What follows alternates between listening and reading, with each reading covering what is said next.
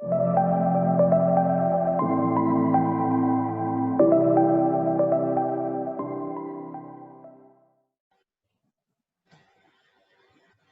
it does work, obviously, otherwise we wouldn't be here. But anyway, all right, I think Ingrid will come in soon.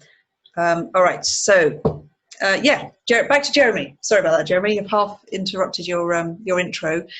So yes, this is a sort of practitioner lens upskill session, which is different from our network call. This is about where somebody in the Mirror Mirror network shares their know-how with the rest of us in the Mirror Mirror network, and that's great. So, feel free to suggest topics or volunteer for this in the future. We also record this session and we share it and clips of it via social media to the public. Jeremy is sharing on the topic today of creating a culture of psychological safety quickly and effectively, which, as we know, is crucial for our work in learning and development and alignment. So Jeremy's based out of Leeds in the UK. His career began in manufacturing. He's got an MBA and 2 decades of consulting experience across different sectors and cultures. And no, far too young for that. Yes, but yeah, how can that be? You look far too young for that. Sorry, should have packed that one up. He is a partner at Easier Inc. and a founder of what I think is a fantastic name, the Next Stage Radicals, which is a collaboration network of people exploring out loud. Do you want to tell us a bit more about Next Stage Radicals? Yeah, it's a completely not-for-profit group, so it's a place where people who are interested in better ways of organising can work as a community of practice. So it's designed not to force people down any particular methodological route. Just people who are interested in better ways of organising can share and learn and come together to collaborate if the opportunities arrive. Right, so, and you've got a meetup group that you have. Yeah. Yeah, so you'll find, if you look at nextstageradicals.net, that's the website, and that's the public space. There's also a private, if that tickles your fancy, there's a private Facebook group as well for people who are a bit more active. So it's quite an interesting and eclectic bunch of organisational leaders, consultants, academics, all sorts in there. A bit like this group, very eclectic. Very eclectic. Not to be mistaken for weird and crazy. So Jeremy brings a range of disciplines, methodologies and perspectives to bear for each client challenges, depending on their needs, and helps people and teams and organisations reduce friction, humanise management technology and change. So I think you sum up your work, don't you, as being dedicated to helping people with better ways of organising, which is involving seeking clarity in the complex, that's where Mirror Mirror comes in, making daunting problems manageable rather than simplistic, which is great, and thinking outside of the top-down pyramid. So very pleased to have you here. Thank you very much for responding to my volunteering you to do this. And of course. We have our own, as part of the Mirror Mirror training, we have our own and our templates, our own little process for how we go about bringing psychological safety into a workshop culture as a starting point for an effective discussion. But you've got different ways of doing things, and you've developed something up, and you're going to share that with us now, right? Yep. Yeah. So thanks, Lindsay. And I just want to preface this by saying, in the spirit of this being a practitioner session, I don't profess to be an academic or an expert in psychological safety, so I'm not going to bombard you with lots of psychological safety theory. What I'll do is show you how we have integrated psychological safety into our practice of helping organisations. So essentially how it's designed in to the work we do. And again, I won't profess to be a Mirror Mirror expert. I'm relatively new to the community, so I'll leave that to Lindsay and those of you with more experience. And hopefully in the Q&A, we can begin to process some of those connections. So I'll just talk to you about our practice, and then we'll make those links, hopefully. So just a little blurb. I won't bore you with loads of stuff about Easier Inc., but really just to give you a bit of a summary about what we do. Fundamentally, you think about these questions: how easy is it to know in organisations what really matters, without distraction, without interference, without all of the day-to-day pressures. How easy do people find that? And when people collaborate, how aligned are they?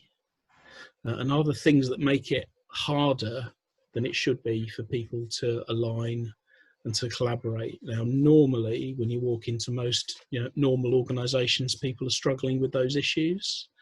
And that's rooted in the problem that organisations are complex. So what we help people do, as Lindsay said, is first of all understand how to clear the fog of complexity and understand what really matters. As people begin to focus on what really matters, we also discover that things get in the way of doing what really matters. So, this could be in the health system. My wife went in with a poorly ankle. She thought she'd broken it. She went to the accident and emergency department, and instead of helping fix the ankles, we hit a load of protocols and rules and A&E 4-hour targets. And she's a physio, so what she actually knew was she needed an X-ray to see whether it was broken. What the person that was doing the triage was trying to do was follow protocol and manipulate her ankle to test its range of movement. And we just ended up in a big row. But what really mattered there was, I need to know whether it's broken or not. If it is, you guys have to fix it. If it's not broken, I can fix it myself. But that didn't happen. All sorts of things got in the way. And that's what we call friction. So how do we understand the fog? How do we get to what really matters? That helps to create alignment. How do we clear the friction? That's about redesigning things to make it easier to do what matters. But underpinning all of that, getting away from the technical domain of organisational improvement, is fellowship. So how do we make learning, improvement, alignment a process that is mutual and genuinely collaborative? And for any of you that were on the last practitioner session, I thought Kevin Crenshaw was speaking in a way that's really congruent with what we do. And fundamentally talking about taking away fear for leaders. So for us, fellowship is absolutely at the foundation of everything we do. I'm going to change my view because I've just ended up looking at me rather than all of you, and that's not very satisfactory. I put you on spotlight view because we're videoing this. So if you don't mind, you can sort of look at the people bars at the top. Yeah, that's cool. But I'll put your slides on if you like, shall I? Yeah, that would be great if you start there. So fellowship is fundamentally what we're all about, and for us that is the foundation. So if you flick onto the next one for us, please. And this is why fellowship is so important. And this is all about psychological safety. What we need to understand is that humans are complex. Now, traditional economics and traditional management just doesn't recognise this. It treats people as cogs in a machine, and what we have to do is understand actually that humans are interesting and unusual and emergent and unpredictable, and have different needs and wants and values. And what we need to do is to create the conditions where humans feel included, and they feel safe to learn, to contribute, and to challenge the status quo. And that all has to happen in an environment without fear of embarrassment, marginalisation, or punishment. If you don't establish those conditions, it's our view that you really don't get good performance in organisations, and you can't create effective and lasting change. So everything we do with our clients is anchored in humanizing the process of change and starting with fellowship and psychological safety. So how do we do that? It's our view that you don't create psychological safety by just doing things with people at an individual level. You have to design it into the fabric of the organizational processes and systems. So if you ping up the next slide, Lindsay, what I'm going to do, folks, is because I just want to speak for about 20 minutes or so we can have an opportunity to do some questions and get you into breakout rooms to discuss. I'm going to be very un-British and not going to equivocate or hedge any of this stuff. I'm just going to go straight down the middle and state this as flat out facts. And then you can, of course, disagree and process. Excellent. So I'm going to be Dutch rather than British today. Brilliant. So here, there are many models. Of course, all models are flawed. Some are more useful than others. And this is based on the work of Diana Baumrind and her work on parenting. And it describes a couple of axes, and of course every consultant has to have 2x2 matrices, otherwise they can't justify their inflated fees. So here's one 2x2 box, and up the left you've got the extent to which we have boundaries and limits or structure in terms of how we organise ourselves and our relationships.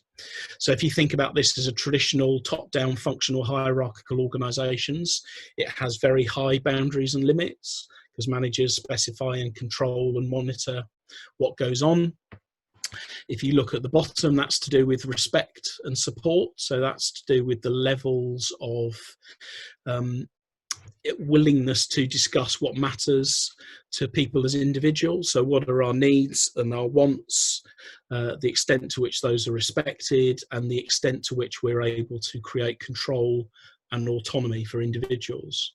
And in all of these boxes, you get different types of responses and behaviours. And typically, the only place where you get generative, productive relationships is in the top right box. So this is where... Are you saying that the more boundaries there are, that the more limitations there are, the more that people are likely to rebel and try and subvert the system? In an environment where there's low respect. Yeah. So if I lack autonomy, but there's very high structure, this is like a traditional organizational top-down functional organizational system. Yeah. So what we're looking for is the sweet spot that has autonomy with structure. Yeah. So that's very similar to I was talking to Lindsay earlier, a model that we talked through on the training day, where we talked about growth mindsets versus fixed mindsets and being aligned or misaligned. So again, the sweet spot is in the place where we're aligned and we have a growth mindset. So we have structure as well as autonomy and respect for each other's needs and wants. So lots of different versions of this, lots of different models. But what we're looking for is that combination of autonomy and structure. And if again, those of you that were on the talk with Kevin, he talked about those three dimensions as things that he discovered through his practice and the things that he was really working hard to do with his clients. So if we ping on to the next one, please. This is, for any of you that come from the UK, you might remember shampoo adverts where they say, well, just watch out, here comes the science bit. And then they bombard you with some ridiculous nonsense about chemicals and magic potions that they've put into their shampoo. So this is the science bit around psychological safety. And these are just four people or people's work who we've been inspired by that we integrate into what we do. I don't advocate these as being absolutely the right answer. And of course, you will have your favourites or your go-to sources. I'm just trying to say, as an engineer by trade originally, it's important that we anchor stuff in theory. So Diana Baumrind's got some great stuff on how people behave in social systems. I love the work of Alfie Kohn. If you haven't read his book, Punished by Rewards, that should absolutely be required reading for any human being that's a parent or has anything to do with organisations. It's great stuff, very counterintuitive. Tim Clark's got some interesting stuff about building psychological safety. And I love Argyris and Donald Schoen and their work on Model 1 and Model 2 theories of action. Chris Argyris has got some absolutely great stuff, but I wouldn't recommend you read any of his books. It's very, very heavy going. If you're interested in Argyris, start with his Harvard Business Review articles. They're much more digestible. But basically, Argyris talks about organizational learning and productive behavior in organizations. There's some really, really good stuff in there. So that's the science bit. So we've talked about the fact that humans are weird. We need to learn about how to create psychological safety for humans. There's another dimension here, which is a picture on the next slide.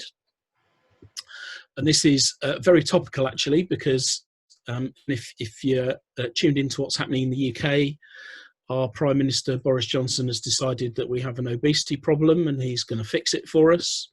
And this is a map that was produced a number of years ago with public health experts to map out the interrelationships between the underlying causes of obesity.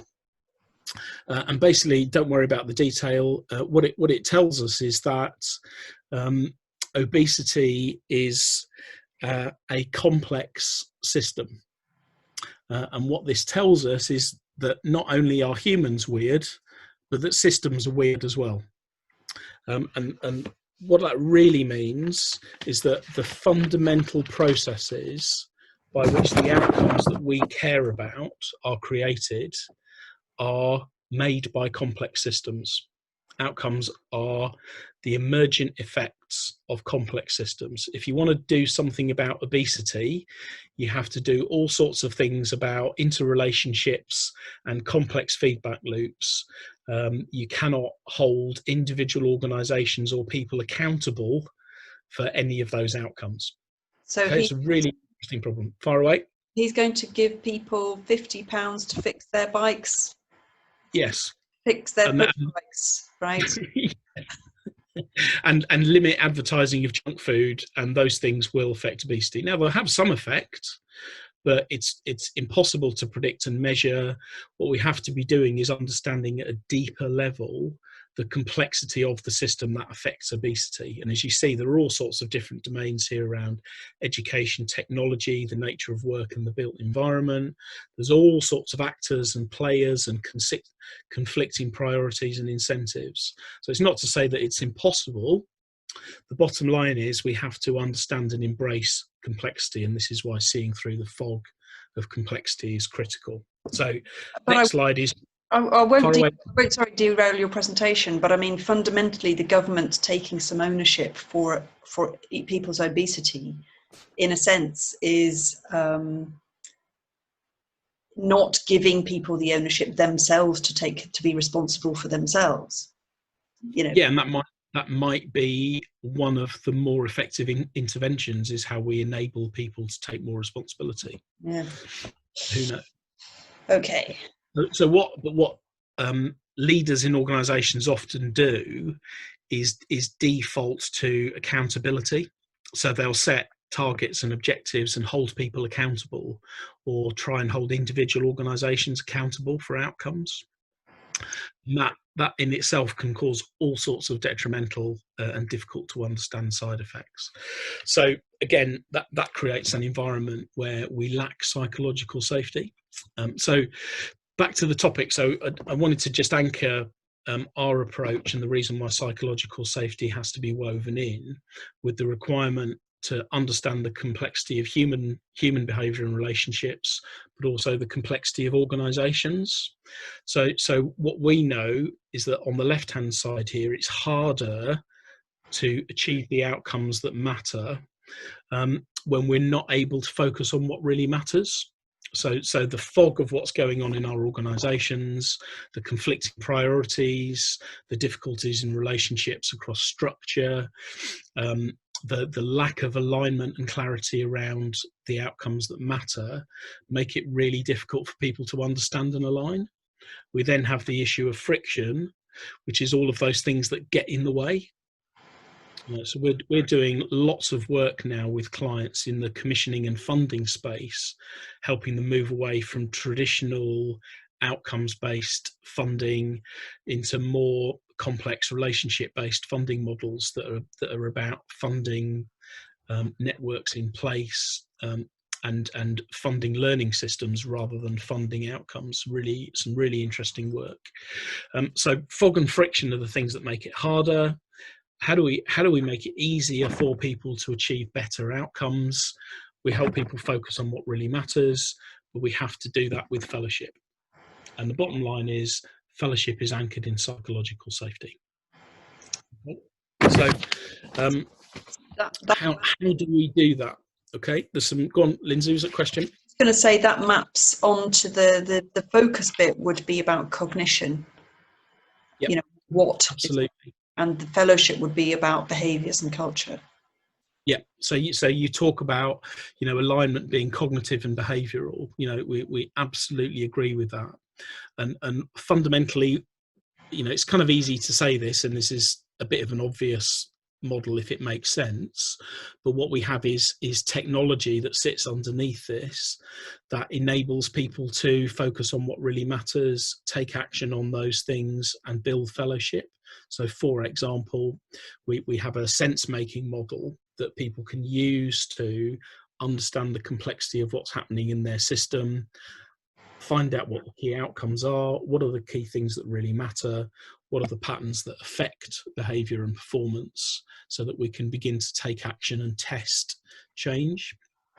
So a model for sense making and action sits underneath this, but the idea of fellowship is that sense making and action is a collective process, not a process that's undertaken by management and imposed on other people. So again, I think very congruent with the ideas of mirror mirror, creating alignment, creating a shared understanding of priorities and action and behavioural and cognitive alignment. So the other bit I just want to throw in before I give you an example, and then we'll stop for questions, is a really, really important thing that we've discovered that is an absolute key to creating psychological safety is what we put in the middle of this picture, which is, before we get into what you might call the science project of change. So most organizations will launch into as is, to be, let's have a project plan and implement change, is to forget the science project and begin with the human project. And we do that by getting people to stop and listen to each other. And I think, again, mirror mirror fits interestingly into this space, because that's a process by which we can actually get people to have conversations about what matters around here, how aligned are we, all of the things that kind of come through that mirror mirror process. So what we do with stop is in again, there's some technology that sits behind this, but basically getting people to ask questions of each other around what really matters to you, what does winning together look like, and what makes it easier or harder to do what matters. Now, that's not a diagnostic process, it's literally a process of listening.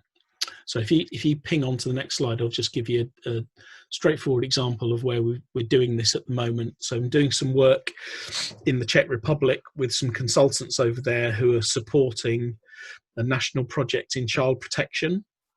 So it's a really interesting piece of work, because we've got a vertical, we've got people from the ministry involved. We have people from the regional government who are essentially the regulators. They do inspection and regulation of child protection services.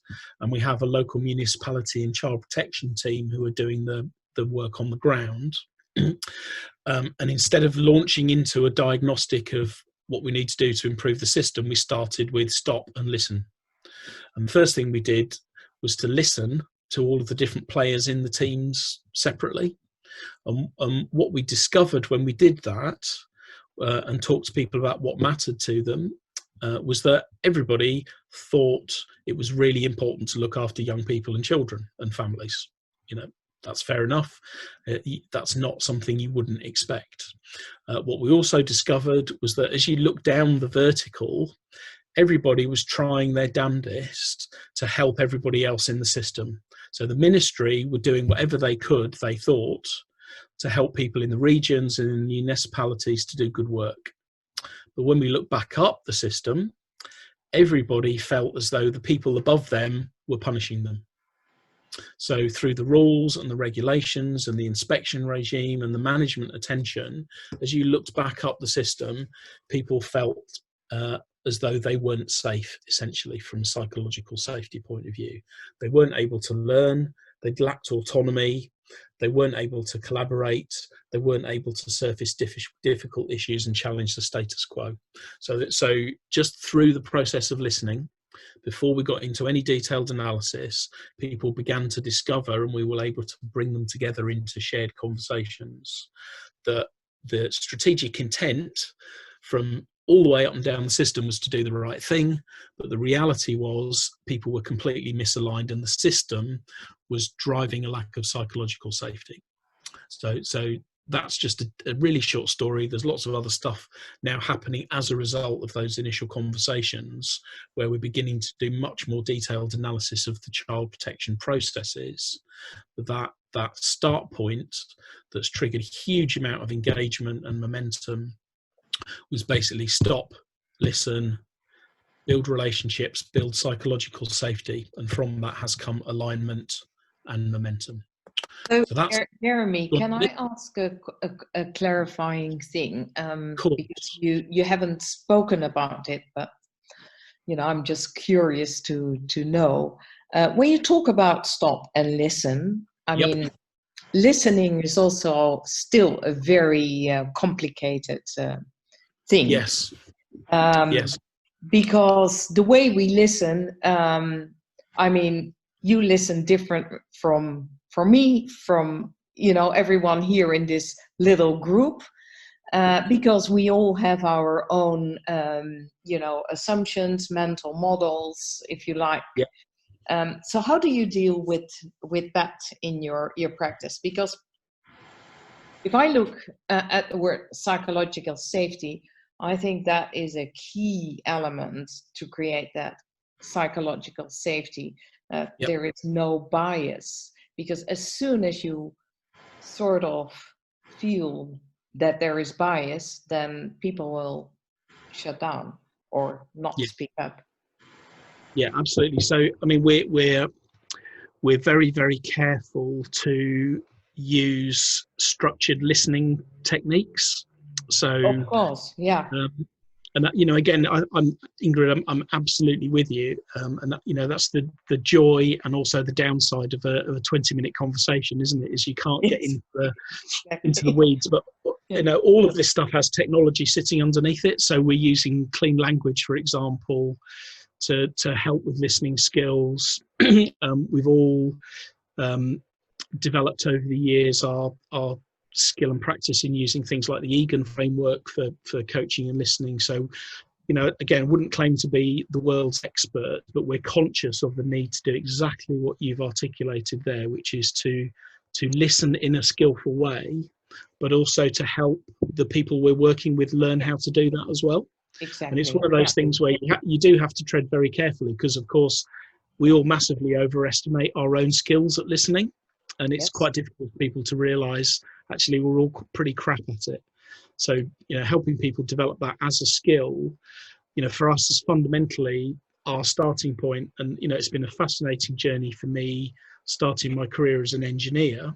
So, the science project of organisational improvement and systems thinking and complexity is sort of, well, not second nature, but, that's naturally where I start. And of course, I've had to learn the weird and wonderful thing that is a human being, because you can't just walk onto the factory floor and wallop the machine with a hammer and make it work better. That doesn't work with humans. So rehumanizing the way that change and management works is really my passion, and my practice is developing in that field all the time. But the fundamental of what we do as an organization with our clients is start with the humanity. Understand how we get people to stop and listen to each other in a structured and systematic way. And then as we move through time and we begin to make change happen, we also put structured conversations in place that replace the traditional sort of top-down management governance systems of reporting with conversations that make work. So we're actually getting people in a structured way to discuss how to check in and check out and critically evaluate what's happening in their systems. So a bit of a long-winded answer, but yeah, great question. I think you've hit the nail on the head. Start with psychological safety. We all have to hold our hands up and learn how to become more skillful in that space. And I wouldn't advocate what we do as being the only solution. It's just what we've landed on, and that's our practice. And I'm really interested in how we can collaborate with things like Mirror to enhance that practice and create more value for the clients. And then if I could jump in with a question, the case that you were talking about in Prague, would you then, having identified the fact that the psychological safety is prevented from the systems and the way that would you then be looking to take out the systems and replace them with? Yeah, that's what you just said. So there's a couple of things. There's the if you like, the structural changes that needs to happen that increase our ability to sense make and take away friction on the things that matter most. So that's almost kind of process redesign, or working on, it could be the way the money works in the system, organizational boundaries, those types of things. So there's the sort of re-engineering of the processes or the system, but you also have to put in things like those conversations. We call them confirmation practices, which hardwire the relationships as well. So you have to hardwire the engineering of sense making and redesign, as well as the fellowship, so that we're making mutuality and what matters to individuals a part of the process too. And again, I think that's really congruent with what you're trying to do with Mirror to get that behavioural and cognitive alignment. Right. We understand strategically what matters, but we also understand and respect individual strengths and needs. Yes, and I think, but you would kind of almost have to have an understanding from the client up front that that's the scope of your work, because, for example, what happened in a Mirror workshop recently was that we were able to put our finger on the problem. It was very difficult to establish psychological safety, but there was only so much room that we could move in terms of what was in the sphere of influence of the people in the team and how much psychological safety they had, because the key problem was micromanagement and over sort of a very anti-empowering, if you like, disempowering leadership approach. And when that's there, and when that won't change, there's only so far you can go, isn't there? Yeah, absolutely. So I think part of the process of listening is also us listening to the client up front to understand what those big causes of friction are in the system. Because if you have, let's say, for example, if we were working in a hospital environment in A&E, that's governed by the 4-hour A&E target in England, and that really affects not just how everything is designed and managed, but has a really detrimental effect on the psychological safety of the people that work there. Now, unless the leaders were willing to grapple with that and do something about it, it's probably not worth doing anything. Now, that doesn't mean we have to get the minister to change their mind, but if you've got local leaders in the hospital that understand that that's a constraint that they need to manage, then that's important. And again, fundamentally, there's a technical and social aspect to that. There's the technical aspect of the target will always blow the system back to its suboptimal state, but also the social aspect of it undermines psychological safety, because people are constantly stressed about the attention that will rain down on them if they breach the target. Rachel's got a lot of experience in the health sector. You're nodding your head a lot there. So I'm nodding away because most of my clients, having worked at NHS England, the Department of Health, and on the board of a couple of acute hospitals, and now doing coaching and leadership work, my client base is primarily the NHS. And I'm exactly what you just described in accident emergency. I've attended in a large London hospital I've been working with for the last year, where you've got this sense of complete learned helplessness amongst the frontline staff, precisely because no matter what the churn in the leaders, their failure to create what you talk about structural and the sense making. I talk to them about mechanics and dynamics. So the mechanics being structures of the systems, the dynamics being how do we all show up, and it's exactly as you've described. And I'm now doing a piece of work with system-wide boards in the NHS, so integrated care system boards, just at the very senior level, chair, accountable officer, system board level, to help them understand how they relate to each other around the board table, because if they can't get that right and be psychologically safe in that room, the rest of the system is really cruising for a bruising. Yeah, absolutely. I think that's, a great practical example of, through our method and our technology, we're trying to arrive at that space and start in that space as well. And I think to call back what Kevin Crenshaw said in the last session as well about taking the fear away from leaders. If we stop and listen to what the leaders matters to them and what their pressures are, as well as helping people in the system listen to each other, we'll very quickly discover that in that NHS system, as an example, you're not going to make any progress unless you can help the leaders cope with that tension. Yeah, I might email you after this, because outside of this network meeting. Yeah. And I mean, you were at the CQC, weren't you, for a while? I was at CQC for 18 months, doing a fixed term contract to help them get an internal improvement program up and running. And that was partly because I've got a real interest in the effect of regulation. So, in the health and social care system in England, because regulation has essentially been conflated with inspection and rating. So the regulator turns up, inspects your service and gives you a score. That creates really dysfunctional behaviour. So that's not in the sweet spot in the top right hand box. That very much creates pathological defensive behaviour and undermines psychological safety. And sadly, the regulator is beginning to try and figure out how to do things differently, but has to think its way out of this dominance of inspection. There are lots of other ways of doing regulation. It's a really fascinating field, and again, that comes back to psychological safety. If you're in a hospital and you're the chief exec and your inspection rating goes down, or if you run a school and your school rating goes down, in the UK, you'll be out of a job. So there's no psychological safety in that system for those leaders. Could I there was a question about this chart actually that you were just discussing. Somebody said, Alex, it was you, I think, could you replace this word boundaries and limits with clarity of direction, strategic direction? Yep, totally. So I think that's a really nice way. You can use this as a frame to think about the dynamics in parenting, but also in leadership and organisations as well. So yeah, totally, Alex.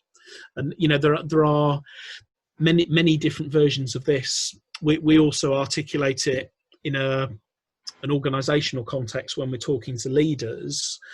We talk about one dimension being sense making versus keeping score. Sense making being my objective as a leader is to help everybody make sense of what's going on, versus keeping score, which is my objective as a leader, is to sit over the organisation and monitor performance. And those two things are different, sense making and keeping score. And then the other dimension we describe as it's either apart from or a part of. So in other words, the process of sense making can be done apart from. So as a leader, I'm trying to make sense of the complexity, but I still don't do that in partnership with anybody. We do that as a management function, or it could be a part of. So sense making is designed into what we all do and our processes of management and discovery and redesign and experimentation. So again, the sweet spot sits in the top right, where we are deliberately seeking to make sense and do that as a mutual endeavour. Again, I think that's really compatible with where Mirror Mirror is trying to help people move. Yeah, well, ultimately, if you do that right, then you don't, technically spoken, you don't need to monitor performance, because if you do that really, really right, and it makes, yes. and it's all meaningful, then people yes. will just do. Correct. And I think this is really interesting. So you still need measures, you still need to evaluate performance, but it comes much more dynamic and nuanced and skillful. There's still a requirement for performance to be understood. That's part of sense making, but because it's designed into the everyday activities at the front line and senior leadership, and this is really, really counterintuitive for people who have been brought up in traditional top-down management systems where managers set the strategy, set the monitoring regime. People learn to report good news back up the hierarchy. So, pardon my my Anglo-Saxon language, but crudely what you get is a bunch of managers sat on their asses in meetings looking at spreadsheets and traffic lights. Yes. And what they don't realise is those Classic. numbers aren't real anymore. Classic. Because people, because they lack psychological safety, have learned how to frig the numbers and frig the system to stay safe. Well, I mean, that's definitely not the future, and also still on but still on performance. Forget the individual; it's teamwork. So that we can immediately throw out of the window. To rate individuals, because that doesn't drive collaboration. Yes, and therefore has an impact on psychological safety. If I know that my performance is being rated with in comparison with my peers.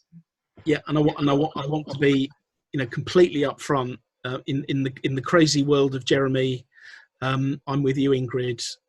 It's daft to try and hold individuals accountable for performance because performance is an emergent property of a complex system.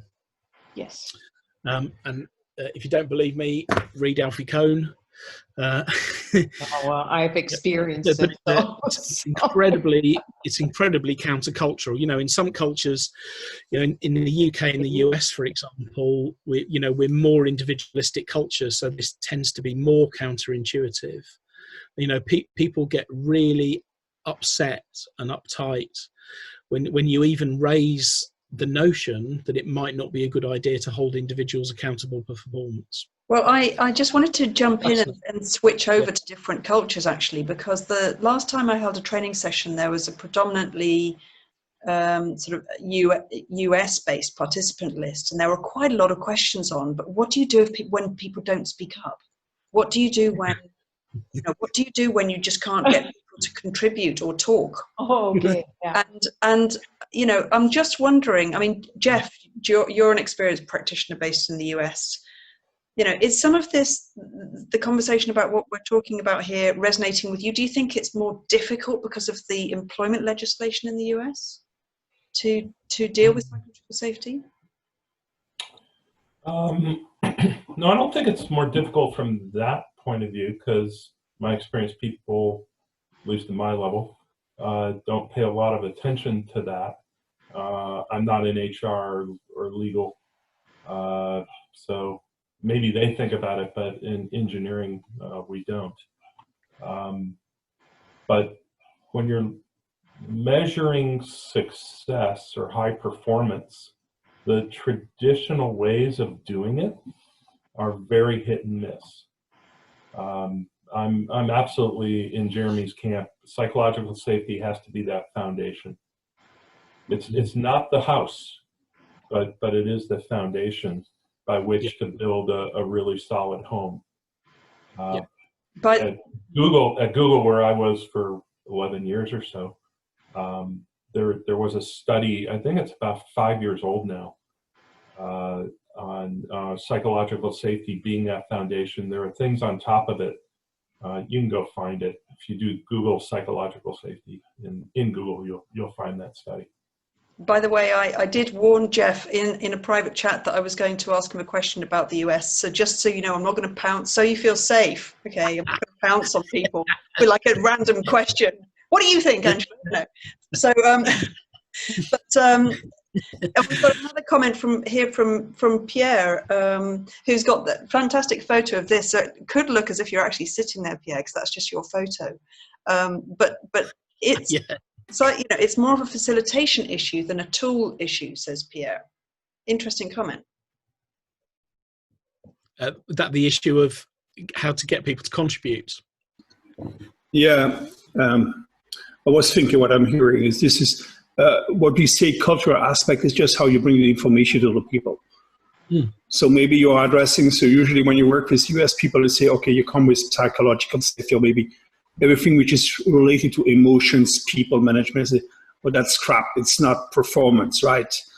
So you have to bring, we have this touch in Western Europe when you all really think, okay, we have to have people experience in the context of organization experience, what gives a big custom experience in this way.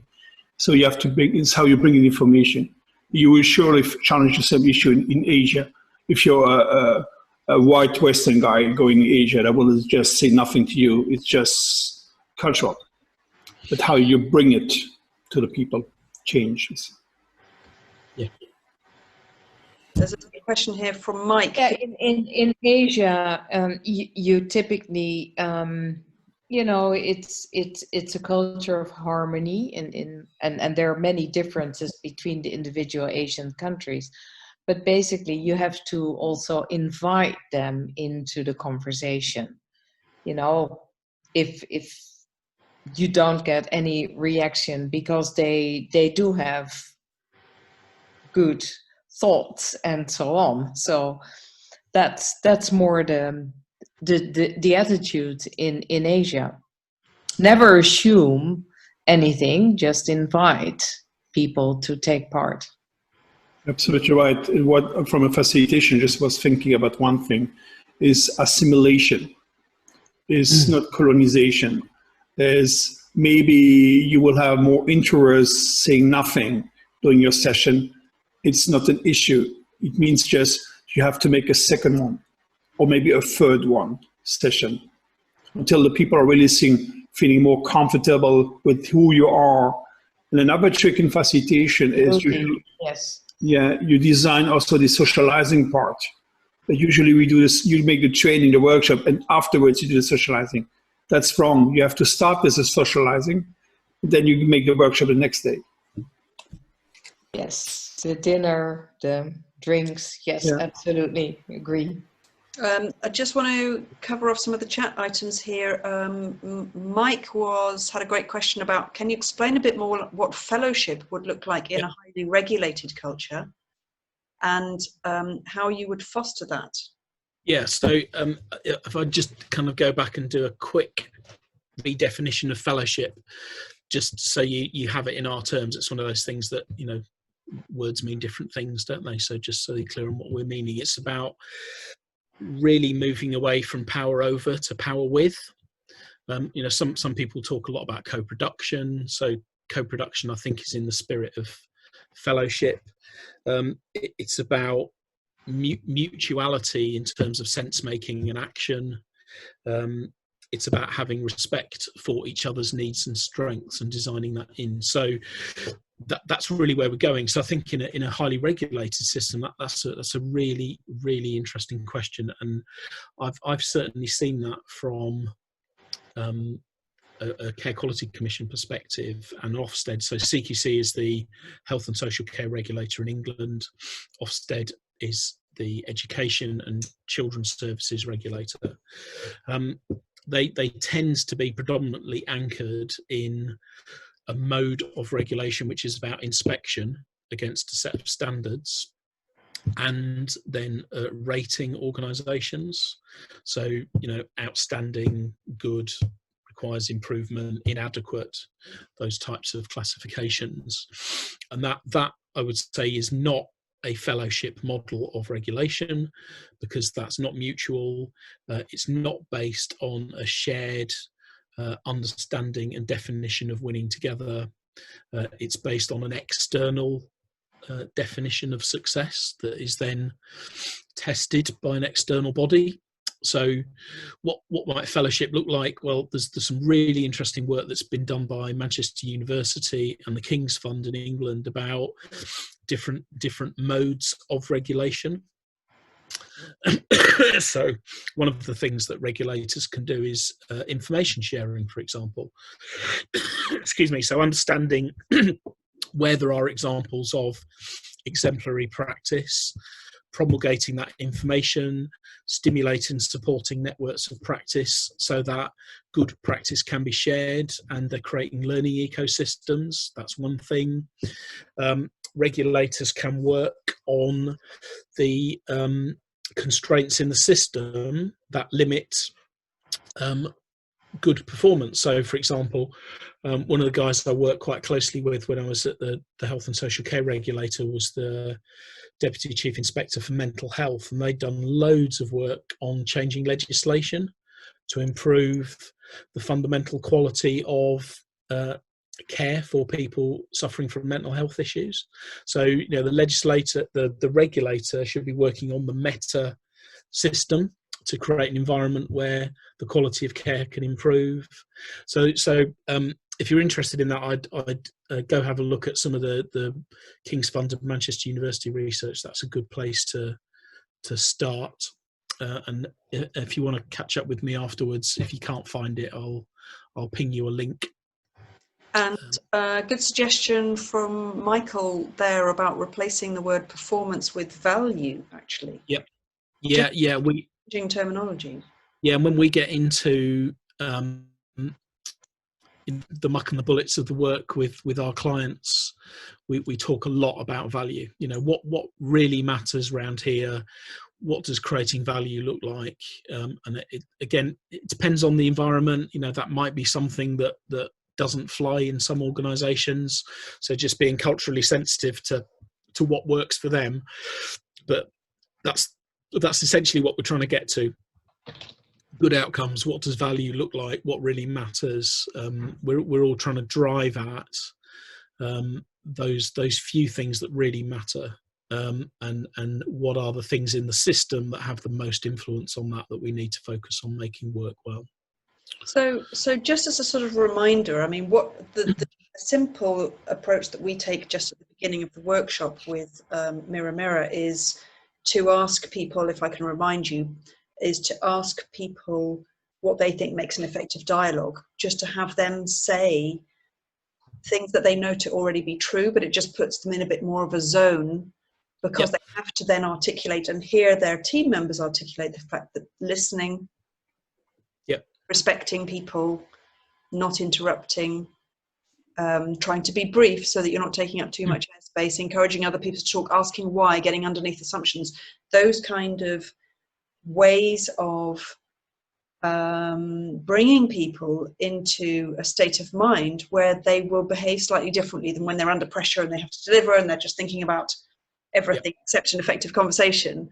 So, I mean, that's one way of doing it. But I mean, effectively what you've outlined to us really nicely today is about looking at a bigger permission from an organization to take conversations forward that will replace systems and structures. In order and I would say they begin to become the alternative systems and structures. So you know, hardwiring structured conversations that are designed to get people aligned and focus on what matters and surface tensions. You know, you have to hardwire and systematize those. So, you know, a simple example would be the client I was working with pre-lockdown was an insurance broking firm selling commercial motor insurance. And we got into a rhythm with the team where they had a visual management system of all of their live work, the cases they were in the process of selling. Every day they'd start the day with a check-in. Are we clear on what the plan is for the day? How's everybody feeling? Is there anything anybody in the team needs in terms of help or support? We'd have a structured checkout at the end of the day. So we're getting people into the rhythm of disciplined, structured, focused conversations that are designed to surface the undiscussables, help people develop mutual problem solving. But as you say, Lindsay, they have to become an alternative system. And as you're beginning to engineer change, in some organizations that can happen really fast, in others it's much more incremental. It depends how dominant the existing culture is. And one of the things from the Czech example, just to make this a little bit more concrete, is one of the things that emerged really quickly from those initial loops of listening was they built a map of the ecosystem. So all of the organizations that were responsible for or affected child protection, so that included the courts and the lawyers, legislation, and what they began to map out was the quality of the relationships in that system. But what was fascinating was each person you spoke to would have a different interpretation of the strength or weakness of the different relationships. So for some people, certain relationships were more important. Some people, the relationships were less functional. And that became, and still is actually, a really useful sense-making tool for them to get people, talking about these things and structuring action in a systematic way. Well, I want to thank you for going over all of this and for the participation. We're out of time. I think you're available on the LinkedIn. You can reachable via the Mirror directory on the website. So thanks very much, Jeremy, for taking the time to put all of this together. Virtual round of applause from everybody. Hey. Thank you all. And I'll be sending a link